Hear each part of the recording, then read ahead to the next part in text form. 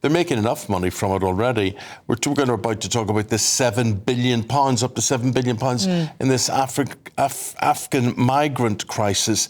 And that's really serious and very, very sad as well, because this is potentially one of the biggest scandals of recent history.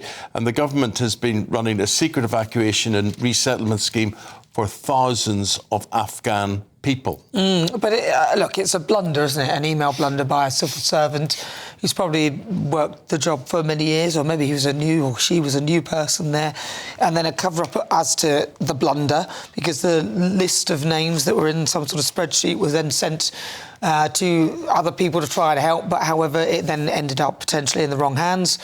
And it just seems to me that the civil service is really they don't seem to be very good at their jobs. You've got issues with the Home Office even processing migrant claims. At one point, they were processing 9 people a week. You've got HMRC, who don't know how much billionaires contribute to the economy. It's all run by civil servants. Yeah. I'm getting a gist that actually we need to be looking at the efficiency and quality of who we're employing in these roles. Let's get perspective on all of this now from... we're not going to go to you. I'm just going to wait. We've got the Defence Secretary, who's appropriately enough just standing by on this, and John Healey, an appropriate day to talk to you, a busy day to talk to you. And we were just in studio here talking about the Afghan migrant situation. John, let me ask you, what happens next? Where are we at with this? What is the state of play? There may have been up to 100,000 people named on this list. So what happens to them now? Well, good morning.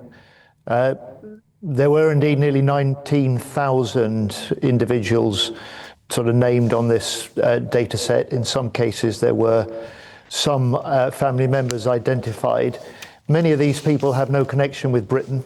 They're not eligible for the special schemes that Britain put in place to recognise the duty we owe to those who served or worked with our armed forces. But nevertheless, this is a huge data breach that had never been disclosed. It led to the previous government setting up a secret resettlement scheme, bringing Afghans into this country, and covered all by a totally unprecedented super injunction that meant that the public couldn't know about this, the press couldn't report about it, and Parliament couldn't scrutinise this. All that changed. It changed yesterday because of the announcement I was able to make of the government's change of policy in Parliament yesterday. John, I'm just detecting from your tone, correct me if I'm wrong, please, but that you're dismissive or that you're disapproving of that secret resettlement scheme being hidden the way it was. And the only thing I'm going to say to you is I immediately look and I think these are people who helped our country during the Afghan crisis. Surely everything should be done for them. But am I right in gauging your thinking, not the way we reported on this, we shouldn't have hidden this the way we did? Tell me more. Where people have helped our forces, worked alongside our forces, put their own lives in some cases as Afghans on the line, they are eligible for a different scheme, the ARAP scheme, that has had all party support and is an important way that our country discharges that duty to them. The names on this list are not eligible for that, and the important step that I've been able to take off the back of an independent review that I commissioned is a fresh look at the situation in Afghanistan now, nearly 4 years on from the Taliban takeover, which identifies and concludes it's highly unlikely that simply being a name on this data set increases the risk of being targeted in Afghanistan. And it's on that basis that I published the report. I've ended this special secret scheme. I've disclosed this data breach, and importantly allowed the judge to respond to my application to have the super injunction lifted. So the British people deserve answers, and from today they can start to get them. Using the internet without a VPN, a virtual private network, is a bit like taking to the road without car insurance. All it takes is one unlucky moment to cost you a lot of cash. This video's sponsor is Private Internet Access. They are the VPN to help keep you safe. Click the link in the description below to find out why over 30 million people have downloaded PIA to protect themselves online. A virtual private network is an app that hides your IP address and helps keep your data private. When you're browsing the internet at home, you give up a large amount of data to businesses, to shops, and indeed to social media giants too. Hackers have the ability to steal your personal data with ease, including sensitive information such as passwords, keystrokes, and even your personal photos. Private internet access helps protect your personal data by encrypting your internet connection to keep your data out of the hands of cyber criminals. And it's not just hackers either to be concerned about. Information can be censored too. When Canada passed their C18 bill, social media giants decided to ban news content on their platforms. But PIA can protect your ability to consume the news and content you love. Private internet access is available for Windows users, Mac OS, Android, Linux, iOS, and you can use one PIA subscription to protect an unlimited amount of devices. And we've got a huge GB News discount for you too. Click the link in this video's description and you'll get a massive 83% off PIA. That's under £2 a month, the price of a coffee, and you'll get an extra 4 months completely free on top. Also, there's a 30-day money-back guarantee too. Visit piavpn.com/GB News to start protecting yourself digitally today. But look, John, this is what I think, and I hear you. I think they're slightly over-egging this because I suspect if you actually live in this region of Afghanistan, the Taliban would know who is actually helping the British people. It wouldn't be a complete, oh, shock horror, that person is there. So, and again, the names on the list may not be that concerning if you are on that list. But my problem is this: why do we need to take away the super injunction? Why do we need to know about this when this could continue to be done quietly? Because there could be a risk to the people who are on the list. I know you said that the potential isn't. Why does the British public need to know any more about this? Why can't they just keep it quiet to make sure that there's no potential for the Taliban to maybe look at this and go, hold on a minute, who was on that list again? That's kind of where I'm at with it. Well, first of all, you're totally right. And this Rimmer report confirms what you've just said, that the Taliban, they took over the previous Afghan government. They had all the data and much more than that's on this spreadsheet about those individuals that worked in government previously or worked to support foreign forces.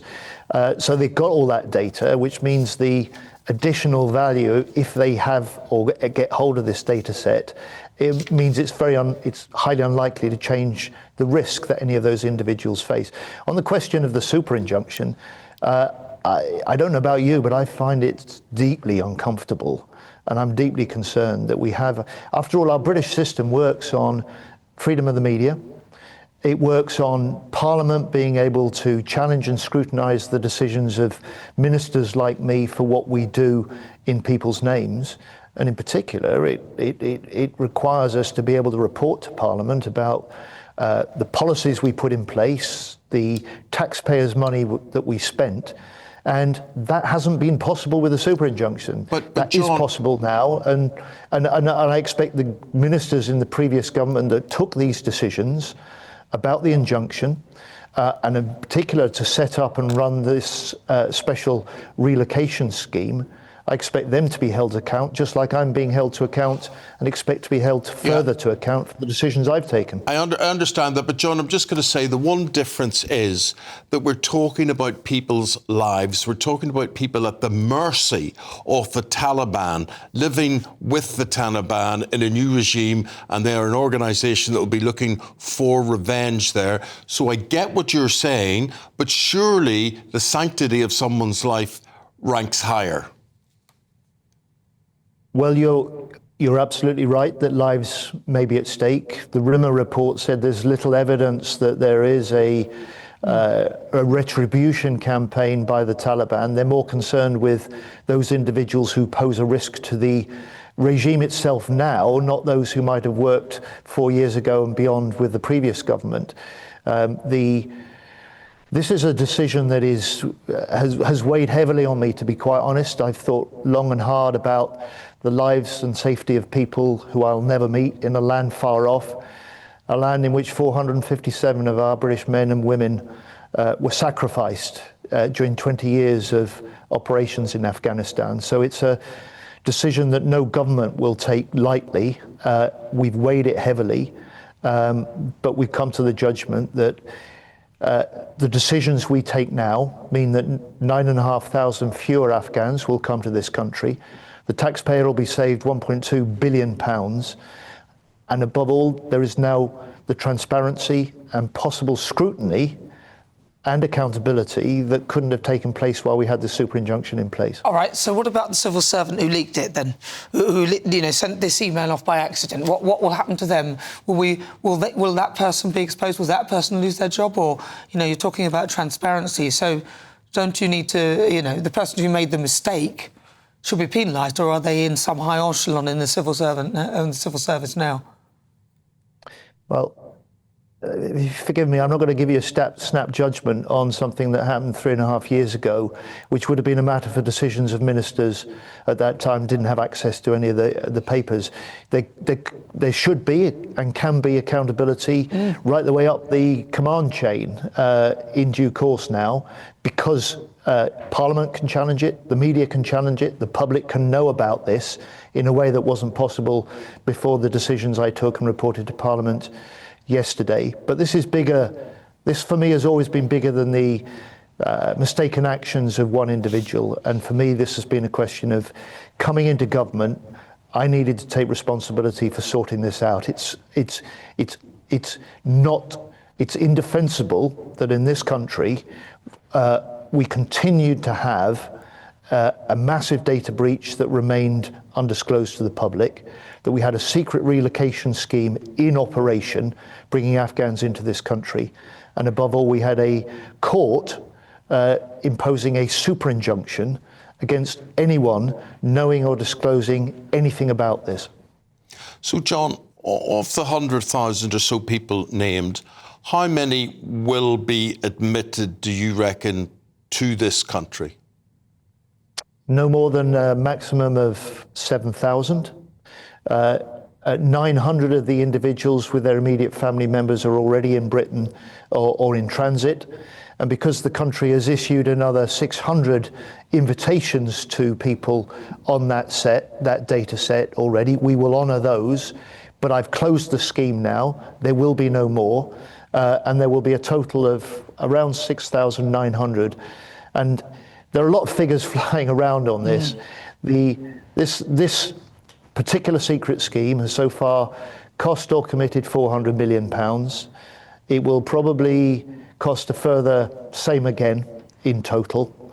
But the important thing is overall, because of this fresh assessment we've taken of the risk, because of the policy decisions I've taken and announced to Parliament, overall we'll see almost 10,000 fewer Afghans come into this country in the next few years. We'll see the bill to the taxpayer cut by at least £1.2 billion. And we'll see the start of the accountability and scrutiny that the public and Parliament and the media have been unable to have up to this point.